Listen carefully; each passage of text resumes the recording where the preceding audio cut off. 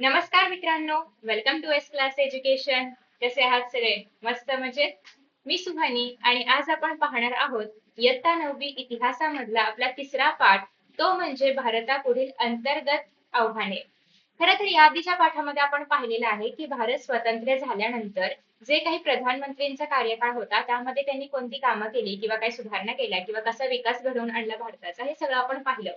तर त्यासोबतच आपण हे पण पाहिलं होतं की 1962 साली भारत चीन युद्ध झालं होतं. त्यानंतर पुढे भारत पाकिस्तान यांच्यामध्ये युद्ध झाली. तर या ज्या काही भारत आणि इतर राज्यांमध्ये युद्ध होतं किंवा जी काही बाहेरची आव्हानं होती ती तर भारताने टॅकल केली. पण आता मुद्दा हा आहे की भारताच्या अंतर्गत पण खूप सारी आव्हानं आहेत आणि त्याला भारत कशा पद्धतीने सामोरे जातोय किंवा त्यासाठी काय काय योजना वगैरे करतोय ते आता आपल्याला बघायचंय. सो अंतर्गत आव्हानामध्ये आपण हेच बघणार आहोत. थोडंसं एक्झाम्पल द्यायचं म्हटलं तर तुम्हाला नक्षलवादी प्रकरण वगैरे माहिती असेल किंवा तुम्हाला हे माहिती असेल की भारतामध्ये अनेक जाती धर्माचे लोक एकत्र राहतात आणि त्यामुळे हिंदू मुस्लिम यांच्यामध्ये आधीच्या काही दंगली पण झालेल्या आहेत. म्हणजे धर्मांवर आधारित जे काही वाद होतात तर हे पण याच्यामध्ये येतं. सो हे काही एक्झाम्पल्स होते की थोडक्यात तुम्हाला ऍटलीस्ट कळावं की या पाठामध्ये आपण काय बघणार आहोत, तर हे सगळं बघणार आहोत. Okay, so now let us start. या पाठामध्ये आपण भारतापुढील काही अंतर्गत आव्हानांचा विचार करणार आहोत. फुटीरतावादी चळवळी, ईशान्य भारतामधील समस्या. तुम्हाला माहिती असेल जेव्हा भारत देश स्वतंत्र झाला तेव्हा सगळीच राज्य भारतामध्येच होती असं नाही. आपण पाहिलं की गोवा असेल, म्हणजे गोवा बेसिकली जे की पोर्तुगीजांच्या हातामध्ये होतं ते 1960 नंतर वगैरे स्वतंत्र झालं. म्हणजे 1947 भारत स्वतंत्र झाल्यानंतर गोवा पोर्तुगीजांच्याच हातामध्ये होतं. सो त्याच्यामुळे सगळीच राज्य भारत स्वतंत्र झाल्यानंतर एकत्रच भारतामध्ये आली असं नाही झालं. हे काही जे ईशान्येकडचे राज्य होतं त्यांचं असं म्हणणं होतं की आम्हाला भारतात नाही यायचं, आम्हाला आमचा आमचा स्वतंत्र असा देश हवा आहे. तर मग तरी सुद्धा ते भारतामध्ये कसे आले किंवा त्यांची भूमिका नेमकी काय होती हे सगळं आपल्याला बघायचंय. त्यानंतर पुढे आहे ते म्हणजे नक्षलवाद आहे, जमातवाद आहे, प्रदेशवाद आहे. याप्रमाणे आपण भारतामधल्या ज्या काही अंतर्गत समस्या आहेत, ज्या काही अंतर्गत जे काही अंतर्गत आव्हाने आहेत तर ते बघणार आहोत. So let us start. सगळ्यात पहिल्यांदा आहे पंजाब मधील असंतोष. क्रमाने लक्षात ठेवा. तर पंजाब राज्यामध्ये अकाली दल हा प्रमुख राजकीय पक्ष होता, अजूनही आहे. तर 1973 मध्ये अकाली दलाने आनंदपूर साहिब हा ठराव मंजूर केला. आता याच्यामध्ये नेमकं आहे काय, तुम्हाला पक्ष कळला असेल ना, ज्याप्रमाणे आपल्या महाराष्ट्रामध्ये शिवसेना आहे, मनसे आहे, त्याप्रमाणे पंजाबमध्ये अकाली दल आहे. तर 1973 मध्ये अकाली दलाने आनंदपूर साहिब हा ठराव जो आहे तर तो मंजूर केला. आता या ठरावामध्ये होतं काय, तर चंदीगड जे आहे तर ते पंजाबला दिलं गेलं पाहिजे. त्यासोबतच इतर राज्यांमधले जे पंजाबी भाषिक प्रांत आहेत ते पंजाबमध्ये समाविष्ट करावेत. म्हणजे असं नाही की फक्त पंजाबच असला पाहिजे, तर इतर राज्यांमध्ये पण ज्या ठिकाणी पंजाबी भाषा बोलणारे लोक आहेत ते सगळे प्रदेश पंजाबला जॉईन झाले पाहिजेत असं त्यांचं म्हणणं आहे. ठीक आहे. त्यासोबतच सैन्यामधील शिखांचं संख्याप्रमाण वाढवावं, अर्थात पंजाबमध्ये शीख लोक आहेत तर त्यांचं असं म्हणणं आहे की जी आपली भारतीय सेना आहे तर त्याच्यामध्ये शिखांचं प्रमाण वाढवलं पाहिजे. याच्यामुळे एक तर असा पण पॉइंट ऑफ व्ह्यू आहे की शिखांना त्याच्यामुळे एक संधी मिळते देशाचं संरक्षण करण्याची, रोजगाराची पण एक संधी मिळते. सो हे पण त्याच्यामध्ये सगळ्या गोष्टी येतात. पंजाब राज्यास अधिक स्वायत्ता द्यावी, म्हणजे स्वतःचे निर्णय स्वतः घेता आले पाहिजेत, असं तुम्ही फ्रीडम देऊन टाका पंजाबला. ठीक आहे. अशा अनेक गोष्टींची मागणी त्या ठरावामध्ये केली होती. 1973 मध्ये अकाली दल या पक्षाने हा पक्ष पंजाबमध्ये सत्तेवरती आला. अकाली दलाने सत्ता घेताना जुन्या मागण्या, या ज्या काही मागण्या आहेत की तुम्ही चंदीगड पंजाबला द्या, इतर राज्यांमध्ये जे पण पंजाबी भाषिक प्रांत आहेत ते सगळे पंजाबला जॉईन करा, आणि तिसरं असं होतं की सैन्यामधली शिखांची संख्या वाढवा. तर हे सगळ्या मागण्या तर आहेच आहेत. पण त्यासोबतच पंजाबला नदी पाणी वाटपामध्ये पण पाणी वाढवून द्या, म्हणजे जी नदी पंजाब आणि इतर राज्यांमध्ये पण जाते त्यातलं जास्तीचं पाणी पंजाबला आलं पाहिजे. अमृतसर राज्याला पवित्र शहर असं किताब द्या. आता बघा, अमृतसर शहराला, सो बेसिकली असं आपण कुठल्याही शहराला नाही म्हणू शकत की हा हे पवित्र शहर आहे, हे अपवित्र शहर आहे, हे असं आपण नाही म्हणू शकत ना. सो त्यांचं असं म्हणणं आहे की नाही, आमच्या अमृतसरमध्ये तुम्हाला माहिती असेल गोल्डन टेम्पल आहे अमृतसरमध्ये. सो त्याच्यामुळे तुम्ही अमृतसरला पवित्र शहर मानून द्या किंवा असं डिक्लेअर करा असं त्यांचं म्हणणं होतं. तर या अजून एक दोन मागण्या जॉईन झाल्या. त्यानंतर 1980 मध्ये पंजाबमध्ये स्वतंत्र खलिस्तान या चळवळीने मूळ धरले. स्वतंत्र खलिस्तान म्हणजे अगेन हेच की त्यांना पंजाब हा जो प्रांत आहे तर तो स्वतंत्र हवा, भारताचा अधिकार नकोय त्यांना पंजाबवरती, किंवा भारताने त्याच्यावरती सत्ता नाही केली पाहिजे, पंजाब स्वतंत्र असला पाहिजे, स्वतंत्र खलिस्तान असलं पाहिजे असं त्यांचं म्हणणं आहे. तर ही अजून एक मागणी त्यांनी मांडलेली आहे. तर या काळामध्ये अकाली दलाचे नेतृत्व संत हरचरण सिंग लोंगोवाल करत होते. ते सुवर्ण मंदिरामध्ये बसून आपल्या कार्यकर्त्यांना निदर्शने करण्याची सूचना देत होते. तर बेसिकली सुवर्ण मंदिर हेच अमृतसर वालं मंदिर जे आहे तर ते पंजाब सिखांचं. तर त्याच्यामध्ये हरचरण सिंग लोंगोवाल हे त्याचे मुख्य आहेत या चळवळीचे. तर ते त्या मंदिरामध्ये बसायचे आणि इन्स्ट्रक्शन द्यायचे की आता काय करायचंय, नंतर काय करायचंय, जे काही असेल ते. तर सुवर्ण मंदिराच्या दुसऱ्या बाजूस कट्टर खलिस्तानवादी जर्नेल सिंग भिंद्रानवाले यांच्या भोवती सशस्त्र अनुयायी गोळा होऊ लागले होते. म्हणजे हेच की पुढे जाऊन जर भारताकडून आपल्या पंजाब किंवा खलिस्तान स्वतंत्र करून घ्यायचं असेल तर आपल्याला भारतावरती हल्ला करून ते करता आलं पाहिजे. यासाठी मग ते स्वतःची अशी सेना बनवत होते. तर यांच्या भोवती सशस्त्र अनुयायी म्हणजे काय, शस्त्र असणारे अनुयायी म्हणजे शिष्य किंवा त्यांचं म्हणणं मानणारे असे जे लोक आहेत तर ते गोळा होऊ लागले. या काळामध्ये दहशतवादी अतिरेकी कारवायांना पण सुरुवात झाली होती. I hope you all know अतिरेकी म्हणजे काय. जसं की तुम्ही 26/11चा हल्ला बघितला असेल, त्यामध्ये अतिरेकी म्हणजे भारतावरती हल्ला करणारे भारतात बाहेरचे लोक, बेसिकली पाकिस्तानी लोकांना म्हणजे पाकिस्तान मधले जे अतिरेकी आहेत तर त्यांनी येऊन आपल्यावरती हल्ला केला होता. सो असेच जे दहशतवादी आहेत की ज्यांना भारतावरती येऊन अटॅक करायचे किंवा भारतामध्ये अशांतता पसरवायची आहे, सो त्यासाठी कारवाया करायला सुरुवात झाली. 1981 मध्ये संपादक लाला जगत नारायण हे नाव लक्षात ठेवा, यांच्या खून प्रकरणी भिंद्रानवाले यास अटक झाली आणि येथून पुढे वातावरण अधिक चिघळत गेले. यातूनच 1983 मध्ये पंजाब मध्ये राष्ट्रपती राजवट पण लागू करण्यात आली. भिंद्रानवाले अकाल तख्त या धार्मिक स्थळी राहायला गेले. भिंद्रानवाल्याच्या अनुयायांनी सुवर्ण मंदिराचा परिसर आपल्या ताब्यामध्ये घेतला आणि त्या ठिकाणी वाळूची पोती रचली. आता हे वाळूची पोती वगैरे का रचली होती, तर ते रचल्यानंतर त्याच्या मागून म्हणजे या ठिकाणी वाळूची पोती आहेत अशी रचलेली आहेत, याच्या मागे लपून आपण हल्ला करू शकतो यासाठी ती वाळूची पोती वगैरे आणायचं काम केलं होतं. त्याच्यामधून छुपे शस्त्र वगैरे आणणं, सो या सगळ्या गोष्टी होत्या. तर यामुळे पंजाबमधली शांतता धोक्यात येत होती आणि अर्थातच लोकांना कळत नव्हतं की एक्झॅक्टली काय होतंय. म्हणजे लोकशाही कधी धोक्यात येते किंवा लोकशाही समोर आव्हान कधी निर्माण होतं, जेव्हा लोकांचा विश्वास उडतो की सरकार आपली सुरक्षा करू शकेल याच्यावरून. म्हणजे त्यांना असं वाटतं की पोलीस आपली सुरक्षा नाही करू शकत आहे किंवा या देशामध्ये आपल्याला काहीतरी धोका आहे असं जेव्हा वाटेल, तेव्हा खऱ्या अर्थाने ते लोकशाही समोर आव्हान उभं राहतं आणि अशांतता निर्माण होते. नेक्स्ट आहे ऑपरेशन ब्ल्यू स्टार. आता आतापर्यंत आपण काय पाहिलं की सुवर्ण मंदिरामध्ये हे सगळे जे अतिरेकी वगैरे आहेत तर ते लपलेले आहेत, तर त्यांना बाहेर काढलं पाहिजे. ठीक आहे, त्यांना बाहेर काढून पंजाबमध्ये पुन्हा एकदा शांतता निर्माण केली पाहिजे. हे आता मेन आपलं ऑब्जेक्टिव्ह आहे किंवा हे आपलं आता मेन काम आहे. सो मग त्यासाठी आहे ऑपरेशन ब्ल्यू स्टार. नाव लक्षात ठेवा आणि काय काम केलं होतं त्याच्यामध्ये ते पण लक्षात ठेवा. सुवर्ण मंदिरातून दहशतवाद्यांना बाहेर काढणे ही मुख्य कामगिरी मेजर जनरल कुलदीप सिंग ब्रार यांच्याकडे सोपवली गेली होती की सुवर्ण मंदिरामधून जे पण दहशतवादी लपलेले आहेत त्यांना बाहेर काढायचे. ठीक आहे, सो यांच्याकडे ही कामगिरी सोपवलेली आहे जनरल कुलदीप सिंग ब्रार यांच्याकडे.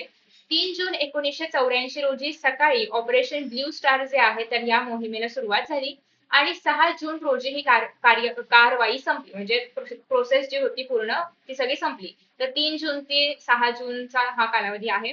या लष्करी कारवाईमध्ये लष्करी कारण सैन्य इन्व्हॉल्ड आहे त्याच्यामुळे आपण लष्करी कारवाई म्हणतोय. तर या लष्करी कारवाईमध्ये भारतीय सैन्याने विलक्षण संयम राखून कामगिरी केली. भिंद्रानवाले यांच्यासह जे इतर दहशतवादी आहेत त्यांना ते मारले गेले आणि मग ही कारवाई संपली, कारण हाच उद्देश होता की दहशतवाद्यांना बाहेर काढायचे. 1986 मध्ये सुवर्ण मंदिरामध्ये पुन्हा एकदा दहशतवाद्यांविरुद्ध कारवाई करावी लागली. 84 मध्ये ही केली होती ऑपरेशन ब्ल्यू स्टार. 86 मध्ये पुन्हा एकदा करावी लागली, ज्याला ऑपरेशन ब्लॅक थंडर असं नाव दिलं गेलं. आणि तिथून पुढे मात्र अशा परत कारवाया नाही कराव्या लागल्या, कारण पंजाबमध्ये शांतता प्रस्थापित होऊ लागली आणि हे सगळं दहशतवादी किंवा या सगळ्या मागण्या वगैरे हळूहळू थंड होऊ लागल्या.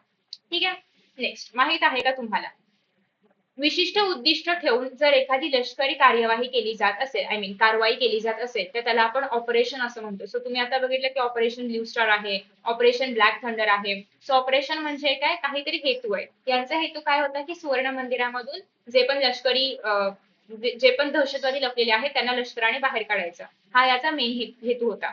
सो असं काहीतरी हेतू ठेवून जर एखादं लष्करी कारवाई केली जात असेल तर त्याला आपण म्हणणार आहोत की ते काय आहे, ऑपरेशन आहे.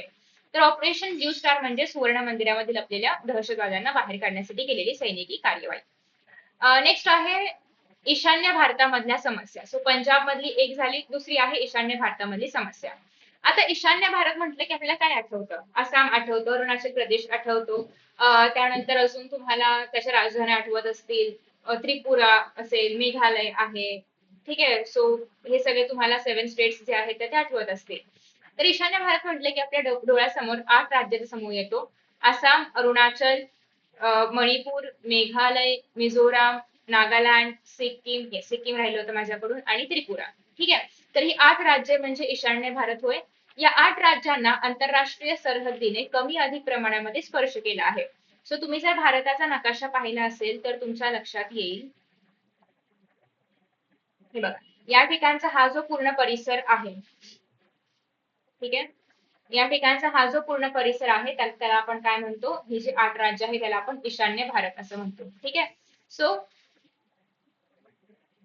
ठीक आहे. सो आता या ठिकाणी बघा, अरुणाचल प्रदेश आहे, या ठिकाणी मेघालय बघायला मिळते, खाली बांगलादेश शी कनेक्टेड आहे किंवा त्याची बाउंड्री आहे या ठिकाणी. इथे वरती तुम्हाला चीन बघायला मिळेल.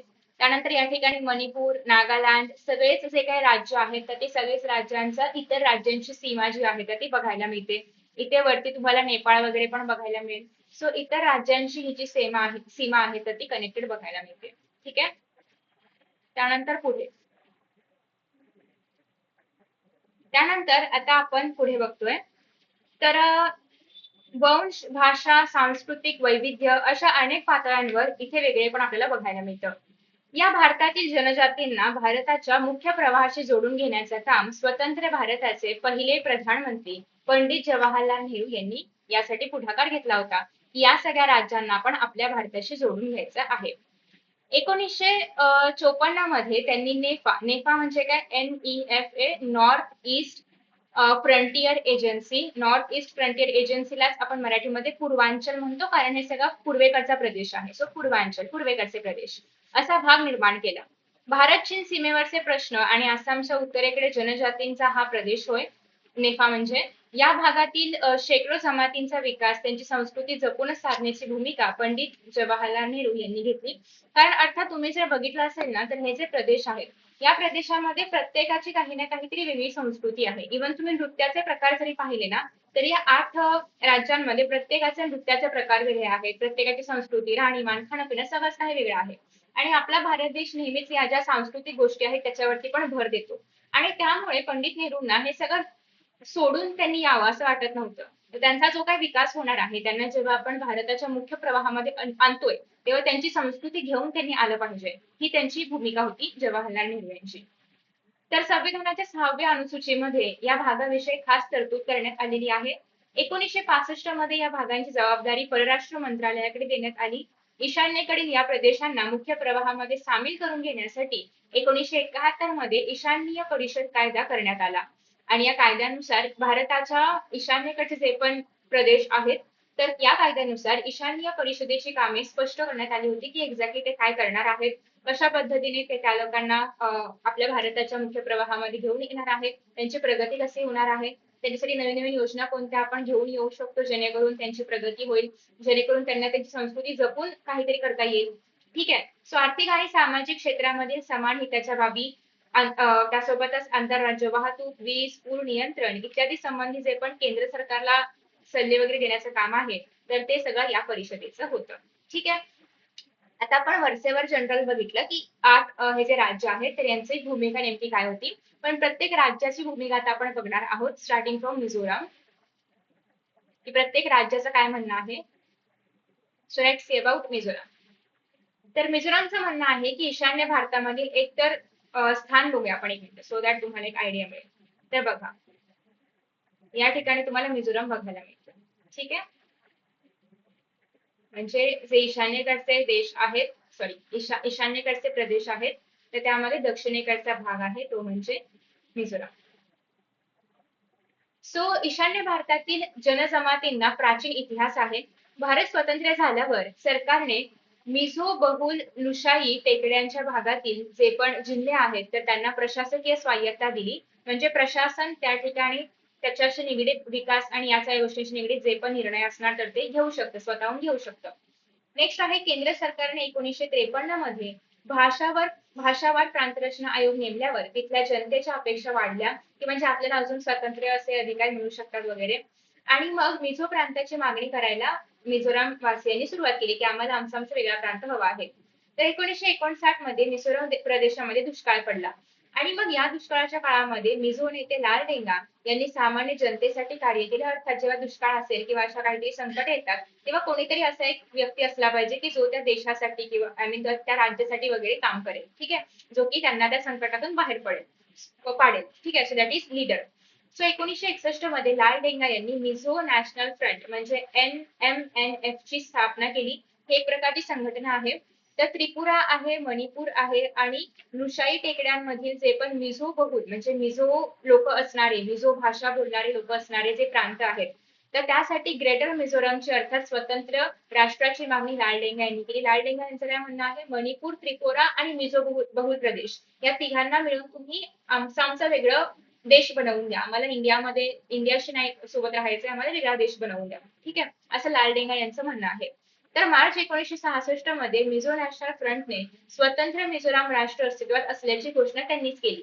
तर प्रधानमंत्री इंदिरा गांधी यांनी मात्र कठोरपणे बंड वगैरे हे सगळं मोडून काढलं. कारण अर्थात भारताने असं काही सांगितलंच नाही, पण त्यांनी स्वतःच डिक्लेअर केलं की आम्ही स्वतंत्र आहोत. असं नाही होऊ शकत ना. सो मग इंदिरा गांधींनी अतिशय प्रयत्नपूर्वक इतक्या प्रतिकूल परिस्थितीमध्ये पण ह्या सगळ्या गोष्टी ज्या आहेत त्या हाताळल्या. 1972 मध्ये परिस्थिती निवळल्यावर मिझो बहुल भागाला केंद्रशासित प्रदेशाचा दर्जा देण्यात आला. म्हणजे काय, मिझो बहुल भाग म्हणजेच आताचा आपला मिझोराम.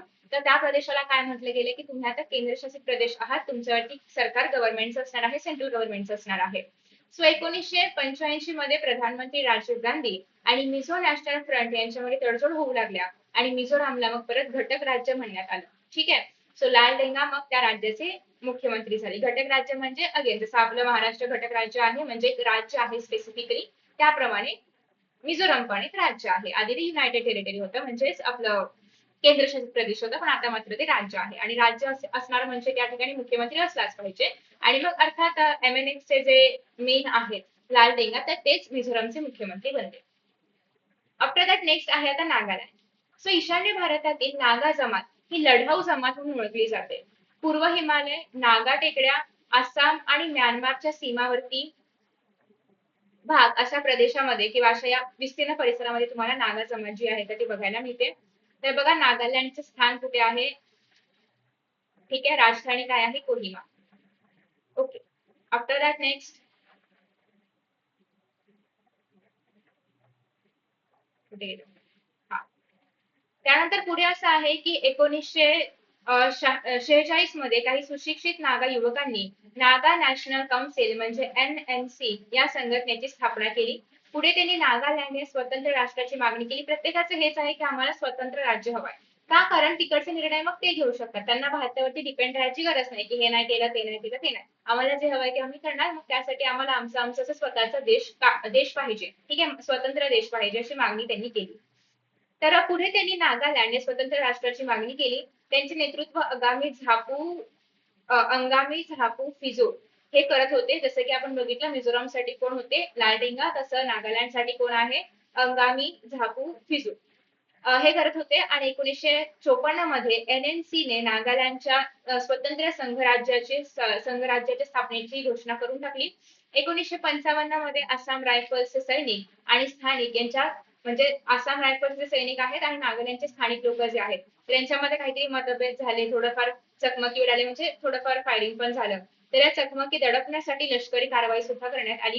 केंद्र सरकार आणि NNC म्हणजेच काय, नागा नॅशनल काउन्सिल, तर यांच्यामध्ये चर्चेच्या अनेक फेऱ्या झाल्या आणि केंद्र सरकारने नागा बहुल म्हणजे अगेन नागा लोक ज्या ज्या प्रदेशामध्ये राहत आहेत तर तो प्रदेश याला केंद्रशासित प्रदेशाचा दर्जा देण्यात आला. आणि नेपाळमध्ये नागा बहुल भाग आणि सुएन सॉंगचा जो भाग आहे तर त्यांना एकत्र करून मग 1 डिसेंबरला नागालँड असं नाव देण्यात आलं आणि आता ते राज्य बनलं. ठीक आहे, आधी ते केंद्रशासित प्रदेश होतं. सो नागा बहुल म्हणजे नागा लोक राहणारे जे प्रदेश आहे तर ते, आणि सुएन सॉंगचा जो भाग आहे तर ते मर्ज केलं गेलं किंवा एकत्र आणलं गेलं आणि त्यालाच नागालँड हे नाव दिलं गेलं, जे की आता एक राज्य आहे. ठीक आहे, भारतामध्ये. नेक्स्ट आहे आसाम. आसामचं स्थान सगळ्यांना माहिती असेल तरी पण आपण एकदा बघूयात. तर या ठिकाणी तुम्हाला आसाम बघायला मिळते, राजधानी आहे दिसपूर. ओके, सो 1983 साली आसाममध्ये बंगाली भाषिक जे लोक आहेत तर ते स्थलांतर करून कुठे आले, आसाममध्ये आले. आपण बघितलं होतं साधारणतः याच्या आधी जे आपलं बांगलादेश आहे आणि जे ऍक्च्युअल पाकिस्तान आहे त्यांच्यामध्ये खूप सारे मतभेद होते, ते कसे सॉर्ट आउट झाले. आणि त्याच्या आधी आपण बघितलं की बरेचसे जे बांगलादेशवाले लोक आहेत तर त्यांचं भारतामध्ये स्थलांतर वगैरे होत होतं.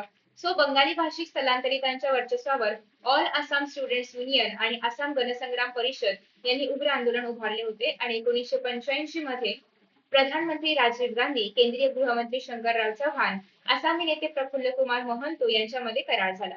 सो ज्याप्रमाणे ते स्थलांतर आपण बघितलं त्याचप्रमाणे इथे जे स्थलांतर होते ते कोण आहे, बंगाली भाषक लोक, म्हणजे ज्यांची नेटिव्ह लँग्वेज किंवा ज्यांची मदर टंग बांगला आहे ते लोक, असे लोक त्यांना आपण बंगाली भाषक लोक म्हणतोय. सो ते एक वेगळं स्थलांतर आहे, हे एक वेगळं स्थलांतर आहे. बेसिकली स्थलांतर म्हणजे तुम्हाला कळावं यासाठी मी ते एक्झाम्पल दिलं होतं. बेसिकली एखाद्या प्रदेशामधून दुसऱ्या प्रदेशामध्ये जाणं फोर्सफुली, म्हणजे कोणीतरी मुद्दाम जायला सांगितलं म्हणून जाणं किंवा दुसरा काही पर्याय नाही म्हणून जाणं हे वेगळी गोष्ट आहे. आणि रोजगारासाठी वगैरे जाणं ही वेगळी गोष्ट आहे. फॉर एक्झाम्पल स्थलांतर असं पण असतं की आता गावाकडून लोक बरेचसे शहरामध्ये येतात, ते पण स्थलांतरच आहे. पण ते आपण असं नाही म्हणू शकत की फोर्सफुली झालंय, ते स्वतःच्या मर्जीने येत आहेत शहरामध्ये रोजगारासाठी. पण या ठिकाणी जे काही स्थलांतर झालं होतं बांगलादेशचं, जेव्हा इंदिरा गांधी प्रधानमंत्री होत्या त्या काळामध्ये, जेव्हा पाकिस्तान आणि बांगलादेशमध्ये मतभेद होते तर ते बऱ्याचदा force migration I mean force स्थलांतर पण झालं होतं. तर आता याच्यामध्ये आपण बघतोय की बंगाली भाषिक यांच्यामध्ये स्थलांतर झालेलं आहे आणि त्याच्यामुळे जे काही मतभेद झाले होते ते सगळे सॉर्ट आउट करण्यासाठी या ठिकाणी करार झालाय किंवा चर्चा झालेली आहे. आसाममध्ये घुसखोर करणाऱ्या बांगलादेशी नागरिकांना परत मूळ ठिकाणी पाठवायचे ठरले. सो अगेन हे लोक आसाममध्ये येण्यासाठी ट्राय करत होते, त्यांना परत बांगलादेशमध्ये पाठवण्यासाठी बऱ्याचशा गोष्टी करण्यात आल्या. 1986 मध्ये आसाम विधानसभेच्या निवडणुका होऊन आसाम गण परिषदेचे प्रफुल्ल कुमार महंतो हे मुख्यमंत्री झाले आणि या लोकशाही प्रक्रियेमुळे आसाममध्ये शांतता प्रस्थापित होण्यास मदत झाली.